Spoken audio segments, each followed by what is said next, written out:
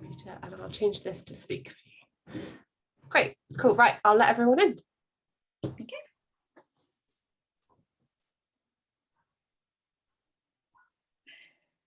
Right, hello everyone. I think we've got most of you in today. Thank you so much for joining us. Thank you for coming back for day 2. You've chosen the best first session to have this morning.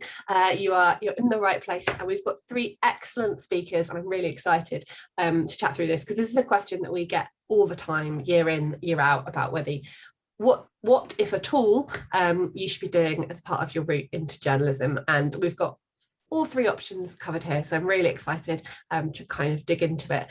Just before we start, just for a little bit of admin, if you have any questions, we want to get through as many as possible from you all. I've got some written down, but I'd really like to answer what you're all interested in knowing. So just put anything you like in the chat at any point. Don't worry about interrupting me, just put it in the chat, and I'll try and get to as many as we can. So to kick off, I just wanted to go round all of our 3 panelists. Oh, I think if we could all make sure we've got our mics off when we're not talking, that'd be super. And yes, we'll kick off with our first panelist. And if you could all just explain who you are and how you've got to your journalism career today, that'd be super. Emma, do you want to start? Because you're first on my screen, and then choose who you want to pass the ball to. Oh God, that's a bit of pressure. Yeah, so my name's Emma Flint, 30 years old. I did go to university and I studied history and film and television studies. I always knew I wanted to be a writer, but I didn't know kind of what avenue to go down. So the moment I left uni, I went into like ghostwriting and copywriting. And I've been doing that for nearly 10 years now. And then last year I started to trickle through to journalism in a very kind of abrupt shift and decision, which I'm not qualified in, but I seem to be doing all right. So that's me. And should we go to Laura? That is the way, that's the order that's on my screen. So I think it's because it's the way you all joined. So that's fine. Go for it. Hi, everybody. Thanks, Emma. My name is Laura Garcia. I am probably the oldest person on this panel. I'm 33, and my journey into journalism started back in Mexico, where I'm from. So I did a BA in journalism and media studies, which had very little journalism in it. I just did a lot of like reading and cool TV stuff and photography. And then I decided I actually wanted to be a journalist. And that's why I chose to do an MA, because I realized I hadn't actually been taught anything about journalism in my undergrad degree. And I also knew that I wanted to live abroad and try working abroad. So I decided to come and do an MA in the UK. I did a master's in multimedia journalism with an NCTJ qualification. And then ever since, I've been working in broadcast. So I'm a radio and TV person. I don't understand how people write a whole entire book every day for newspapers. That is not my gig at all. And then I ended up teaching in the same MA that I did. So I kind of can talk from the side of the lecturer's perspective and someone who did an MA. And my current job now is I work as the training and support manager at First Draft. So we teach journalists and people how to spot and verify disinformation. And I apologize in advance because my cat is having an insane morning and she is bound to walk in front of the screen at some point. So you'll get to meet her. Karishma, tell us about yourself. So I am a journalist at the BBC. I work for Asian Network News, so it's radio news. And a lot of what I do is kind of production work, so setting up news segments, that kind of thing. I didn't have a journalism background at all before I started at the BBC. I read English as an undergrad. I did a master's in it. And I was really close to actually doing a PhD and becoming an academic. But I chose to leave, and I ended up working as a researcher at the BBC. And I have been working there for about a year, and then I started my NCTJ basically a couple of months ago, part-time. So I'm doing that on the side while I'm, still working as a journalist.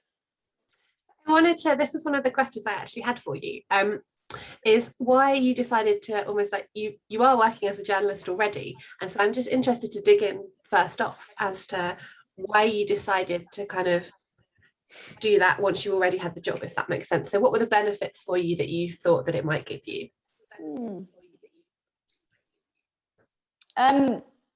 So I think the big one for me was actually media law. So you do have to sit down and learn all of that by rote. And there are different avenues, you know, you can kind of pursue to do that. So at the BBC, they have this thing called the BBC Academy. You know, you can do an online course, but it's not as in-depth as the course you would get on an NCTJ. And also, I think after a year of working at the BBC, I was starting to notice the gaps that I had that I wanted to fill. And I think there would have been opportunities to kind of fill those gaps of experience. But I wanted to streamline the process personally. So I saw the list of different things that you learn on the NCTJ, and I was sort of like, you know what, I'm quite ready to learn all of that, and I want to be able to apply all of that. So I went for it, and I feel like actually doing it while working has been very useful. You know, I'm kind of essentially working on my portfolio while I'm at work, and applying everything I learn every day. So that's one of the reasons I did it. That being said, I came to it sort of almost last minute, because I was sat there weighing up different options, you know, thinking about the different ways I could learn media law, or kind of learn more about video journalism because I work in radio. And I ended up applying actually a month before the course began. And you know, I'm glad that I did. Awesome. That's super interesting, and I think touches on like something that I wanted to ask all three of you actually, kind of that research kind of side of it, and just why you chose the route you did, and like what your key considerations were. So I mean, Laura, it sounds to me like you felt like it did quite a lot of thinking before you decided what was right for you, and I just wondered if you could talk a little bit more about what research you did and why you decided that was right for you. Yeah, totally. So I did this research because I kind of figured out after doing an undergrad degree in journalism that didn't really teach me journalism, although it was great, that to get into the industry, you kind of need three things. One is work experience. The other one is some sort of qualification, but it doesn't necessarily have to be a master's degree that kind of the industry will recognize that you have. You are qualified to be a journalist. You know, most importantly, what Karishma just touched on, like you won't get them sued, you know, some of the basics. And the third one is getting a chance to hone your skills, to play with new stuff, right? For me, for example, it was learning how to write as a journalist because I've always been a visual person. Or for some people might be like learning how to work with video because it's all kind of converging in the same space. And I realized that for me, at least at that time, the cheapest way to do it was by getting a scholarship to do a master's degree. I knew I had the grades to get a scholarship, but I knew that I was never going to be able to afford off of my own kind of account to study a master's degree, especially if I wanted to do it abroad somewhere. And that is, I think, the calculation that you kind of have to do is how much time have you got, how much money have you got to make sure you get all of these three things. And for some people that might mean you do an apprenticeship and you get lots of work experience and you hone your skills there. And for some people, it might mean kind of like me, my easiest way in was I knew I could get a scholarship. I knew an MA would give me a year to practice my skills and to kind of learn the trade. And that's kind of why I decided to do it. But when I started working, I don't think it's the fact that I had an MA that made me employable. I think it's the fact that I used that year to play with skills and to learn the job so that when I got in, I knew what I was doing. Nobody ever asked me what grade I got in my MA or where I graduated from. They were more interested in what kind of stories that worked on, what skills could I work with, what software I was able to use. And that is something that I've kind of noticed also in my students that I used to teach, because I taught in a BA and an MA. It's more about, you can spend a year doing a master's degree or 3 years doing a BA, but if you don't spend it actually making your skills as a journalist better and publishing stories and trying different things, you might as well go to BA in something completely different. Absolutely. And Emma, I don't know if there's anything you want to add about, you know, you kind of mentioned that you maybe kind of changed path a couple of times and maybe that's the way that you kind of ended up doing it the way you did. But just if you had any further thoughts on kind of like, why you chose that route and any kind of key considerations around it. Yeah, I mean, for me, I kind of just went to university because I enjoyed studying, which I know sounds ridiculous. And I didn't really have the abundance of money to go and do that. But I had in my head that I wanted to be a writer of some kind, but I didn't know much beyond that. So consideration-wise, I probably didn't give it as much consideration as I should have done. But I don't think that's necessarily held me back. My course in history and film and television studies proved that I was a decent writer, that I could write. and that I had like a good eye for detail and that kind of thing. So yeah, it was kind of abrupt to what I was used to, but I don't think it's held me back. I think like Laura touched on, having any kind of qualification, like experience in being a writer, kind of proves to people that you get in touch with, publications, editors, that you are capable of doing this. So yeah, I do consider sometimes getting a qualification in journalism because like Krishma added about like those gaps in your knowledge, and you kind of want to make sure that you fill them in as best you can. But that is one of the things that comes back to cost, time, and where I am at the moment. I seem to be doing okay with the kind of journalism I do, which is a lot of personal essays and more like lifestyles topics that aren't really delving into anything too potentially dangerous to get sued or cause any problems in that sense. So yeah, consideration wasn't big when I was a student, which sounds awful because you take out a massive loan, but still.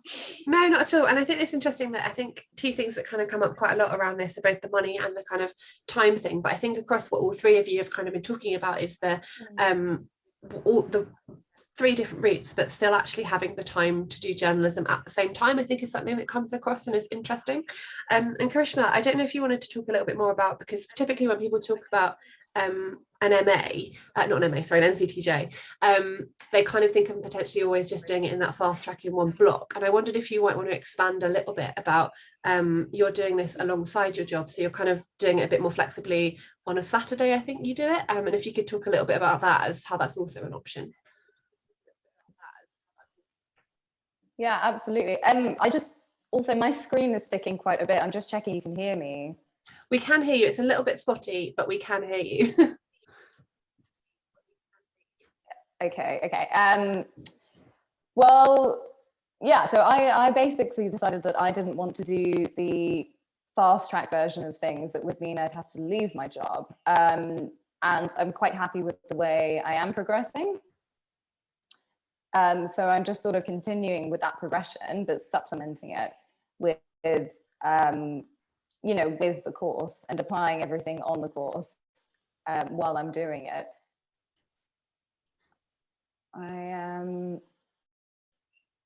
Goodness, it is just sticking a bit more. We'll come back to that question in a sec, and we'll if you feel free to kind of, if you want to jump in and jump back out, you can. I won't not let you back in. I might need to just if you could just bear with me, actually. That's all right. If you want to take a minute to have a look at that, I might jump out and jump back in. Yeah, it's just sticking out quite a bit, so I can't actually hear you when you speak now properly. I'll leave the meeting, come back in. You guys continue. I will. Awesome. Right, we'll bring Karishma back in a second, and we'll continuing on the theme of kind of, yeah, I guess money and time.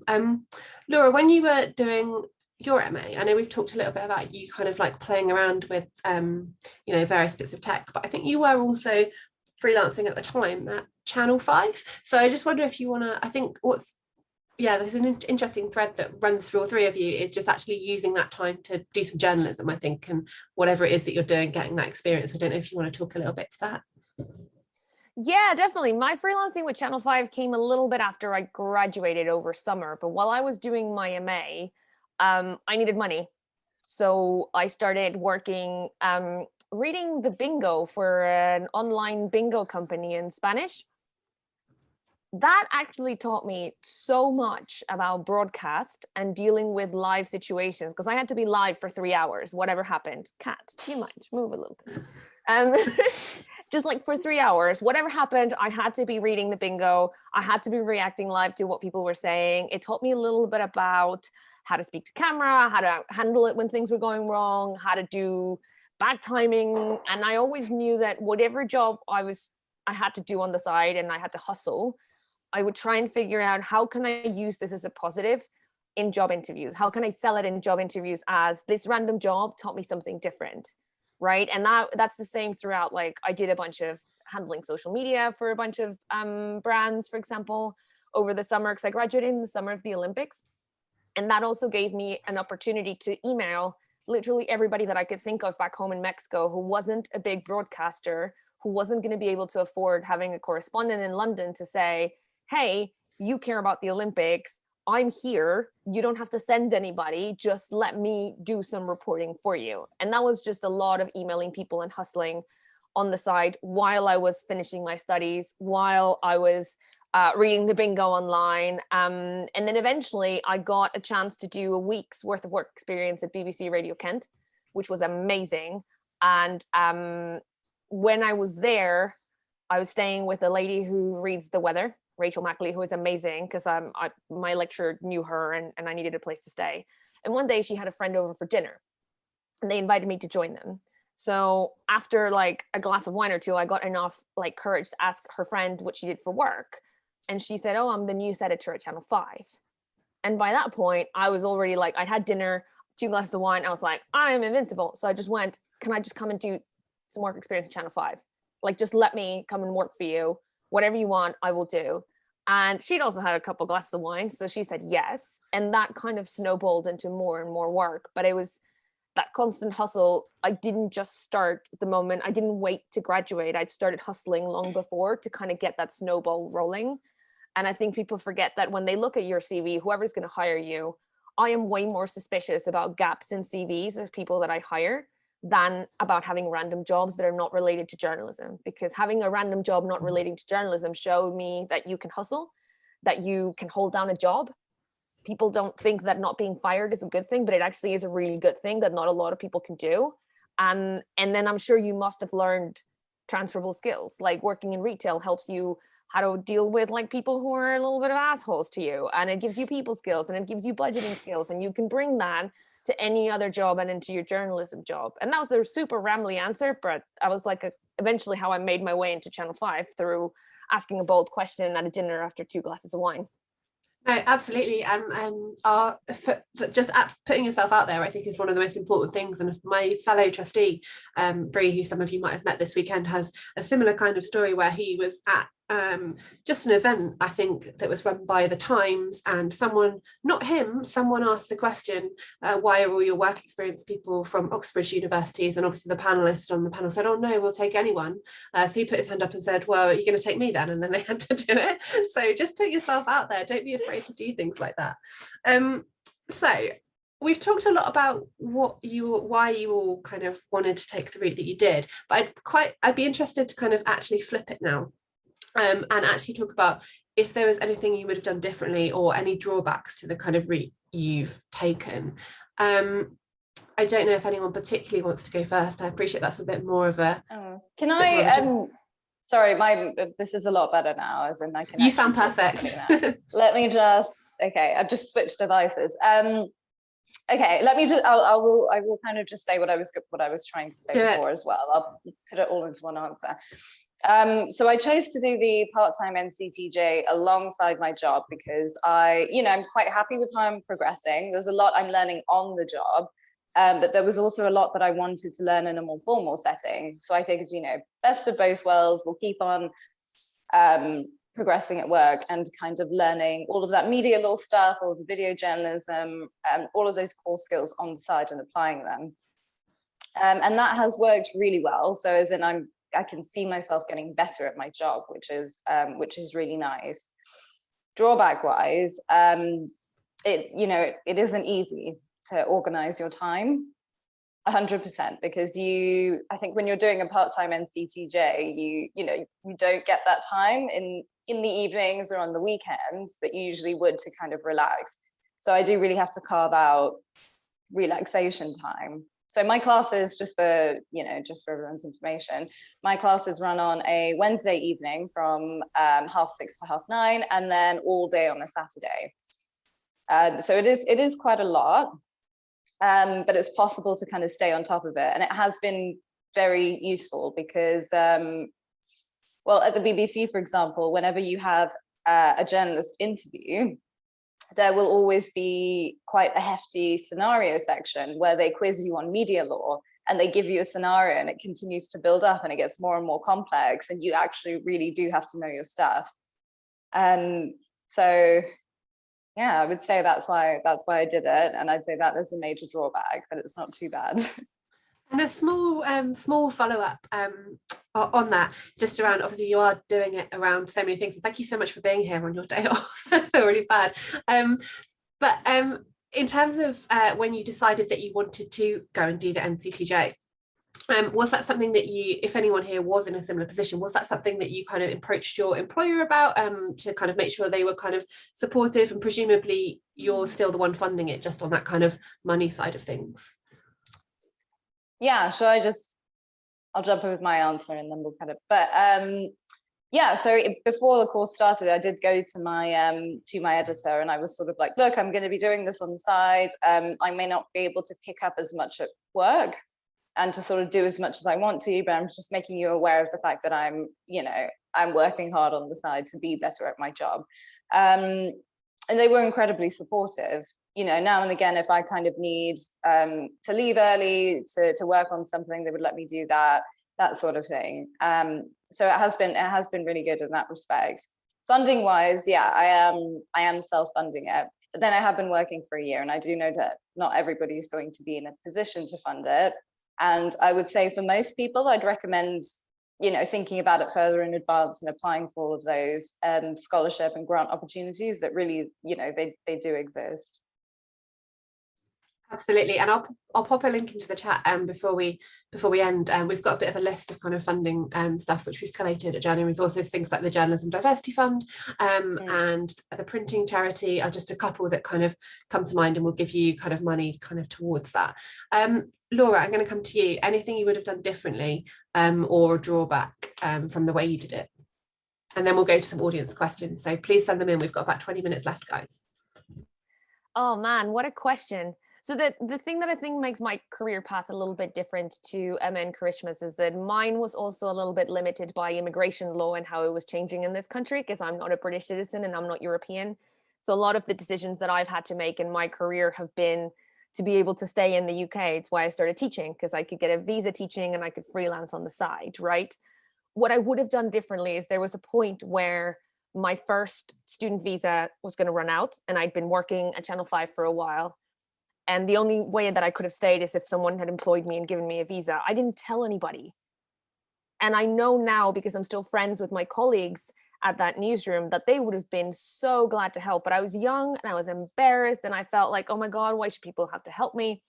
And that has taught me so much about how you have to be outspoken about A, the things you want, B, the things you might need people to help you with, and see how nice people are going to be as long as you are putting in the work. Like Karishma just talked about how her colleagues are being receptive to that in her place of work. And I wish I would have been bolder when I was younger and less ashamed to ask for help, because I think maybe that would have opened doors for me that now I've had to work a little bit harder to get open. And maybe if you don't feel comfortable doing it directly to your boss, always try wherever it is that you're working, whether it's work experience or in a newsroom, find someone who can become your informal mentor, find someone that you can bounce off these questions from. Sorry, my cat just decided to walk by. No, I'm here for it. And be really honest about what you want and where you want to get to. Not in a cocky way, but just like, look, this is the job I really want. I really wish I could do this, but look, I'm also working really hard, right? I'm not asking you to hand me anything. And that would have been different. And value your peers. That's another cool thing of either doing an NCTJ or an MA or something, is that you have a little network of people who can become your support, who you can bounce ideas off of, who can tell you when a job is coming up, and that network is invaluable. Awesome, absolutely. And Emma, what about you? Anything you would have potentially done differently? I think I would have. I wish I'd taken more consideration of where I wanted to be in my career, like later down the line. But I think that's such a difficult one to pose to yourself when you're a lot younger. There's this pressure to know what direction you want to go and where you should be. And that pressure can sometimes be so overwhelming that it kind of hinders your progress more than anything else. But I do sometimes get that I'm playing a bit of catch up. There's a lot of really talented young journalists coming through. And as an older journalist, you're a bit like, oh God, and you realise that there's so much talent in the pool. But the more I get used to being a journalist and in this environment, the more I realize that that isn't a bad thing, that, you know, you can all connect with one another and share your experience and help one another out. So I've got a bit more life experience than some of the journalists that I've connected with. So they'll come to me and ask about that.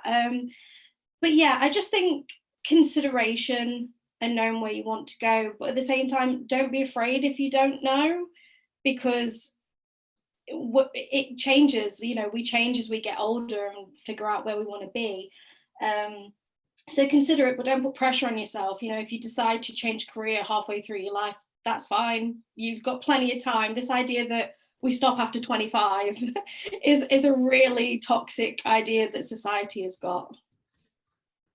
Absolutely. No, I absolutely agree, as someone who is also over 25, so I'd like to think I'm not finished yet, but who knows. And this is potentially more one for kind of Laura and Karishma, just around, if you are looking for a course, what should you be looking at? I mean, Laura, maybe do you want to start with you, because I know we've talked, I don't know, I've had a lot of conversations about NCTJ accredited courses or not, so I don't know whether you want to kind of talk to that also with your kind of ex-lecturer hat on. Yeah, totally. So the NCTJ teaches you lots of really valuable skills, particularly media law, which we've already talked about, and how to like perform under pressure, blah, blah, blah, blah. We can debate till the end of time whether it's the only qualification or whether it's a marker for good journalists or not. However, the reality of the industry is that a lot of entry-level jobs will ask you for an NCTJ qualification. That's just kind of what it is, right? And we can fight the system in a different way, but for now, like, that's just how things stand. So if you're considering spending the time and money to do a master's degree, spend it doing one that also gets you an NCTJ qualification, because you're already deciding to make that investment, right? And doing an NCTJ on its own is also really expensive, but again, you can decide to do that separately, right? But if you're making the decision, I want to go and do an MA in journalism, I think you'd be mad not to do one that has an NCTJ qualification on the side, just because that is going to be one of those barriers of entry once you start applying for jobs. How did I choose where to study? I looked at the staff. I wanted people who had done it, possibly were still doing it, and could actually tell me what it was like to do journalism, because like I said, my undergrad degree taught me nothing about journalism. So that's how I decided. And I applied to a bunch of schools that had an NCTJ accredited MA, that I liked the staff. And then I went to the one that gave me a scholarship. That's kind of about, because that was the decision, right? Time versus money. Yeah, I don't know where my brain was going with that, but I do think, like, from when people used to ask me like, oh, do you need to do an MA? No, you don't. But if you are deciding to do an MA, particularly in journalism, I think you'd be insane not to do one that also gets you an NCTJ qualification. Yeah, I think I would definitely agree. I mean, I know we both come from the same uni, so maybe this is a bit unfair. maybe we're just ganging up on everyone. Karishma, is there anything you wanted to add around things that you should potentially think about if someone's looking to do an NCTJ? Obviously, you're on the News Associates one. Were there reasons you picked that one? Was there anything in particular you were looking for in a course that people might want to think about? Yeah, so I mean, I will echo what Laura said, actually, which is that I think if anybody listening is considering doing a master's, I would just do one that includes an NCTJ. I agree that there are a lot of entry-level roles that will ask for that. But I will add to that, though, that there are ways in that don't involve qualifications. And it's important to talk about that too, as in, my story is, well, okay, well, you know, as Laura basically said, sometimes you just have to kind of be bold and ask people for their contact details, ask them for help when you need that. And I essentially did that. And at the end of 2019, I met a BBC video journalist and just asked if he had any contacts or advice. And he happened to give me an editor's email, and that editor happened to meet with me for coffee, and I happened to get a kind of freelance researcher role, and I just never left. And that is a legitimate kind of route in. So with the BBC, becoming a researcher and building your skill set and learning that way. And yeah, I think what happened with me is that I deeply wanted to kind of streamline that process. And with me, I know that I learn best in those kind of lecture settings or those more formalized settings. and not everyone necessarily does. So I would say that once you're in the building that you want to be in and you see yourself progressing in a certain place, and you already are, don't feel pressure to kind of go away and do an NCTJ unless you think that that will help you learn. If you are vocationally learning, you're doing it on the job and it's working for you, then, you know, definitely do it that way. In terms of news associates, I was looking for an NCTJ that was London based, so I could actually, you know, meet people. But I also just kind of looked up which were the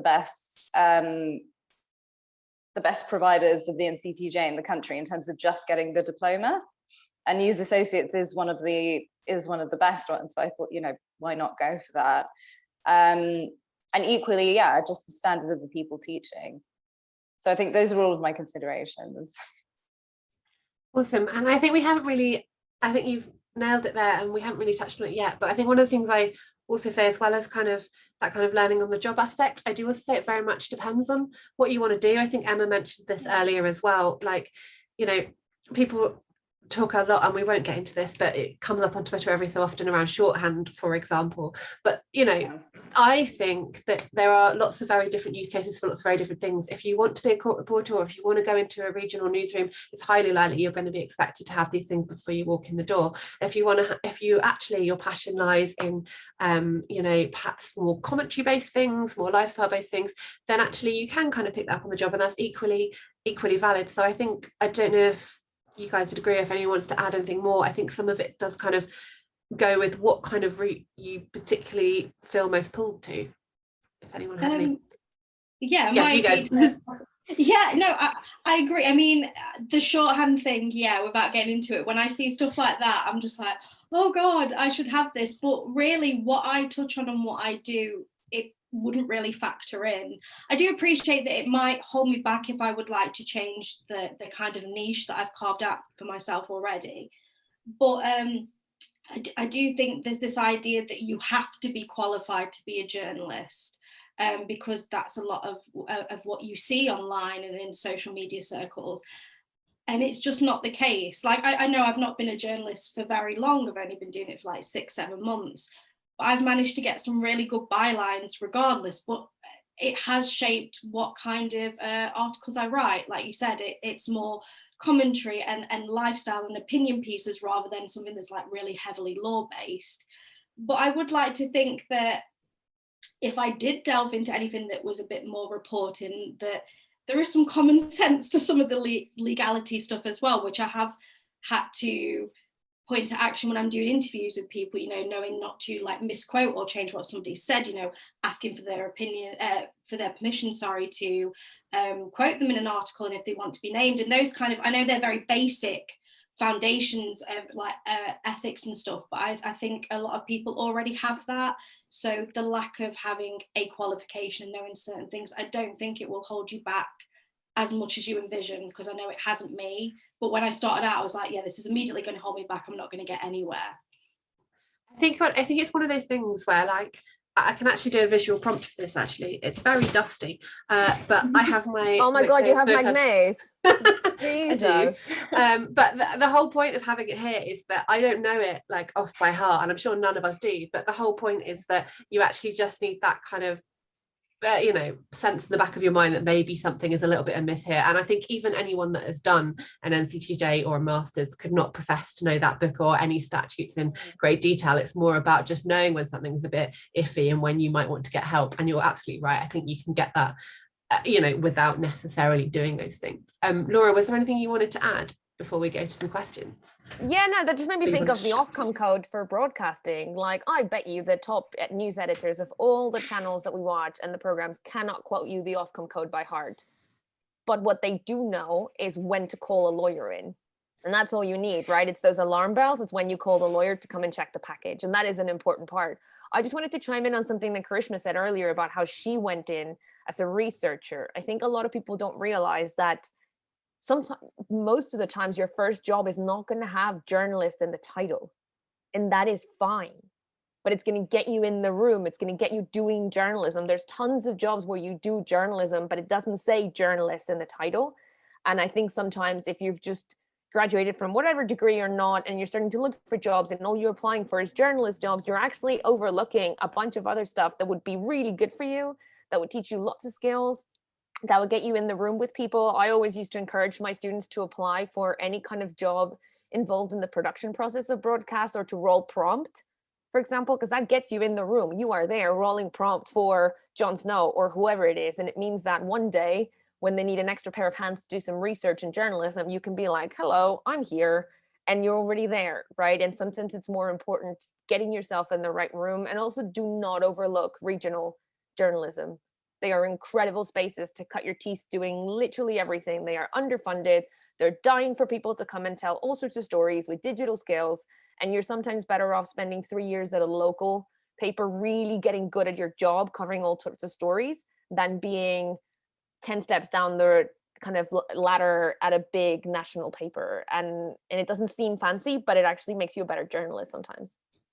Absolutely. And I think there's definitely a kind of, you are a bigger fish in a smaller pond at a kind of regional place, which allows you to jump in higher when you do want to go to kind of a bigger organization to a certain extent, so it can kind of help you jump up. There was just one final thing I want to add, and we're going to go to the questions. There's a couple in now and I want to make sure we get through them all.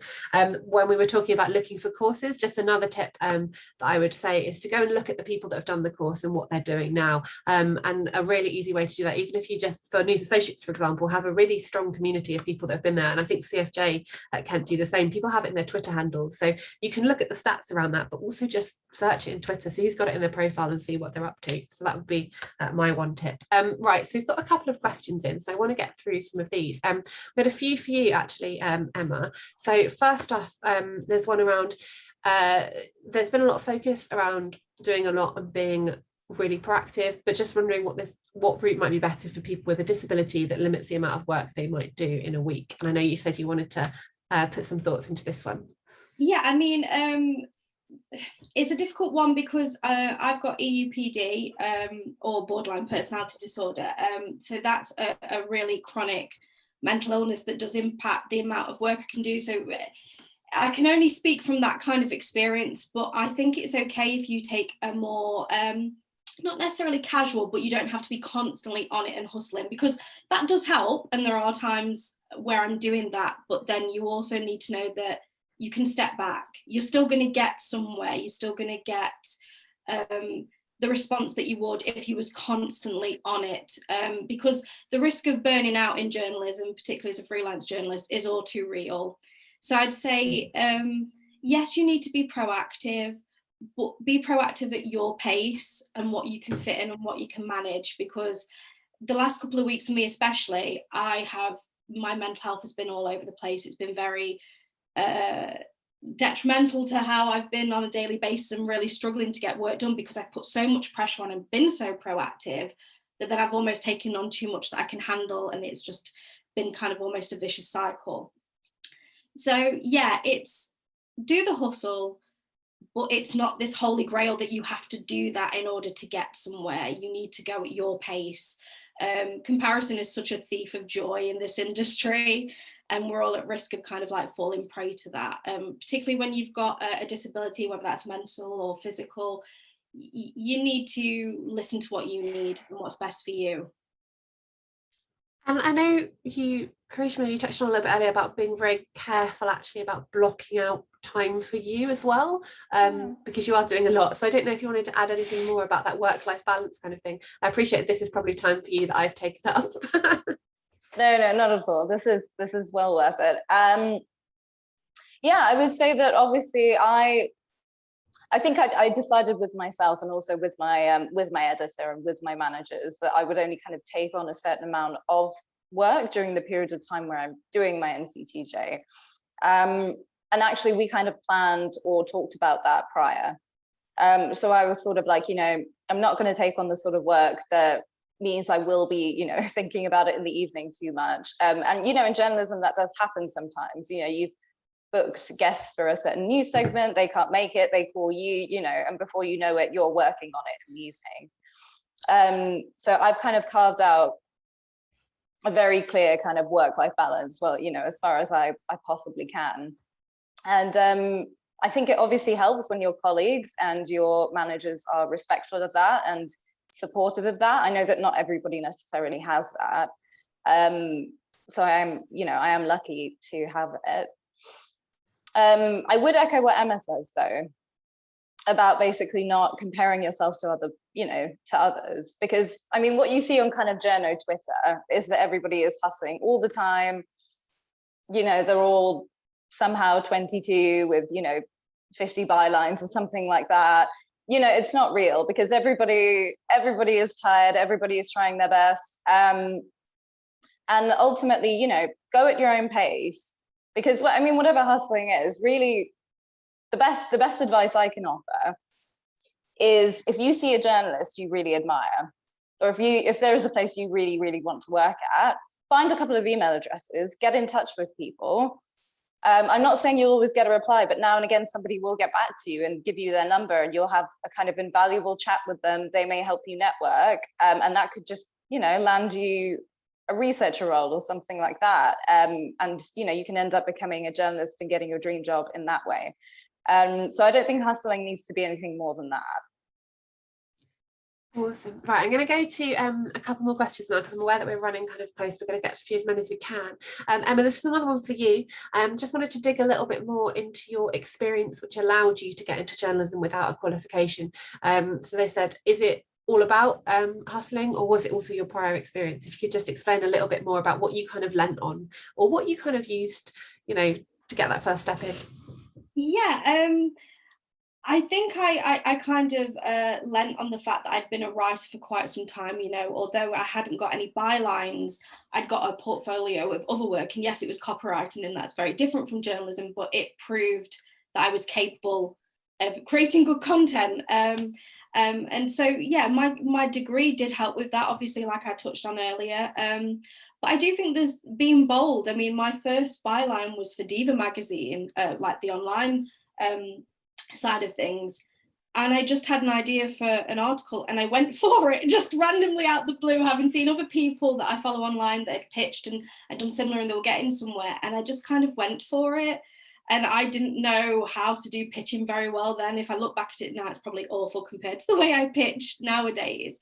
So I do think there is a little bit of boldness there, and that also came from me. I wasn't as well known. I didn't feel like I had anything to lose.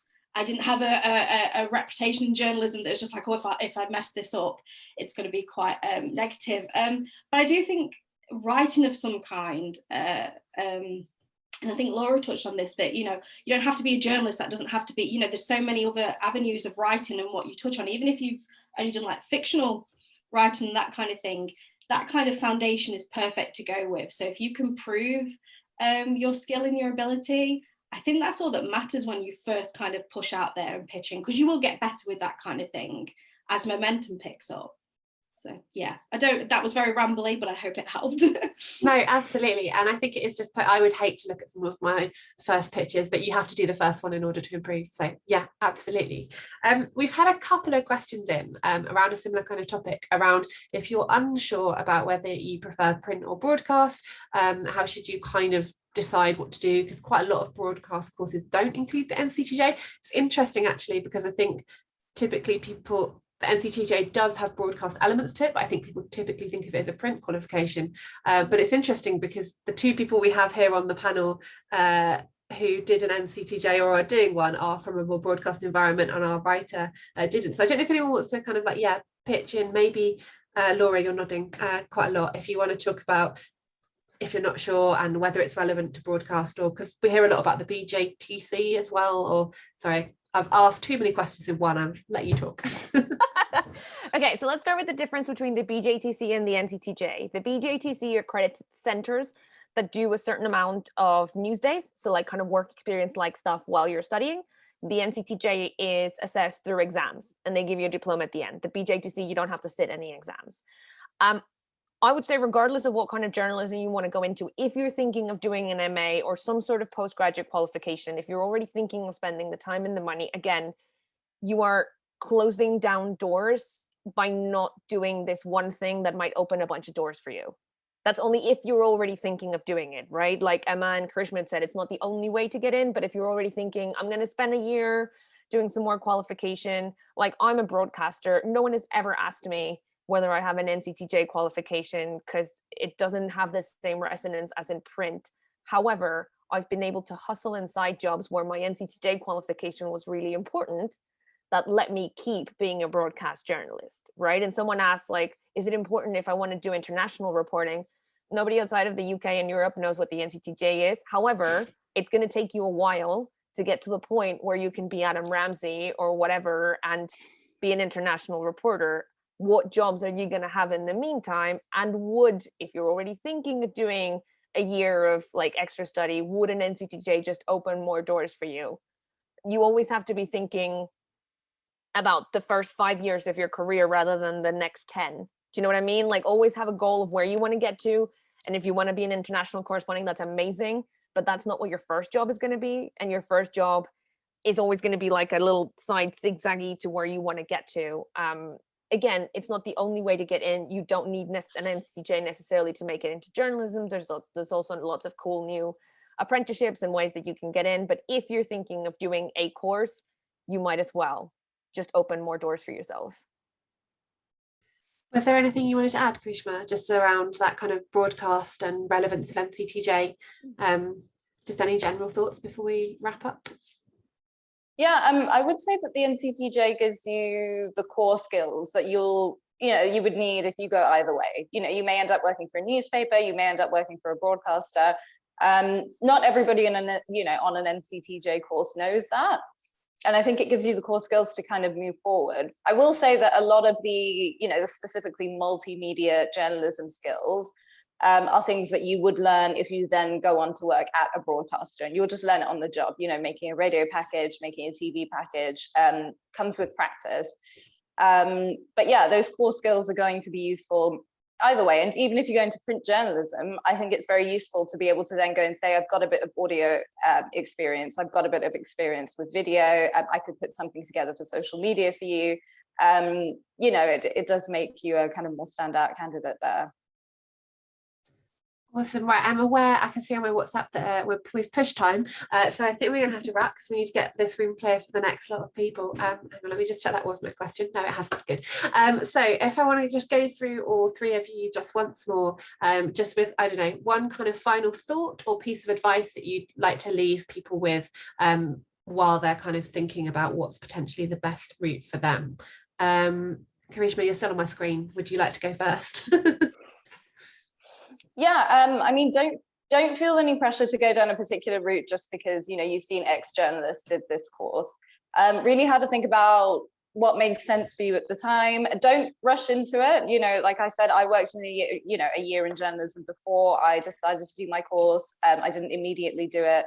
That's absolutely fine. Everybody has their own pace. And I will just reiterate: email people, talk to people, just kind of. Yeah, just ask for help, and it will only make you better. Awesome. Laura? Applying for jobs is hard, and it can be really demoralizing. It's not you. The system is set up to be like that. Take your first steps into the world of work or whatever industry you want to go into, thinking, what job can I get that is going to help me practice these skills? And it might be that you go into copy editing for a little while, or you go into video editing for a brand for a little while, but those skills are going to make you better when you then start to get to the point to apply to be a journalist. And also, student journalists don't exist. The moment you're doing journalism, you are a journalist. It is a verb that you do. Own that.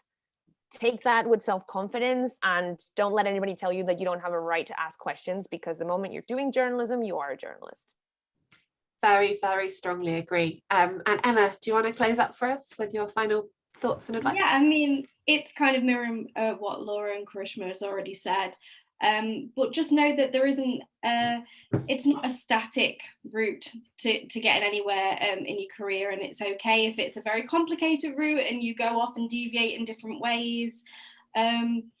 And to just be kind of open to see where your skills and experience do take you. It might be that you think you want to do journalism and then you find that you start to deviate towards somewhere else. So yeah, just kind of go with what feels right for you. I understand it's important to have a focus, but sometimes that's really hard to figure out. So go at your own pace and just follow the journey that you're on, because everybody else is different, and comparing it is the worst thing you can do.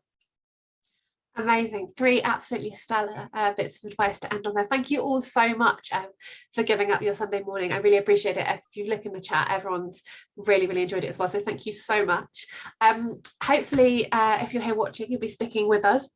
We've got another 2 sessions up next. We have an In Conversation with more broadcast with Hugh Edwards in room 1, and we also have an investigative journalism session as well. So stick with us and head to one of those, and we also hope to see you at the awards later this evening. And yeah, have a wonderful rest of your day, and thank you all 3 of you so much for joining us, and have a wonderful weekend.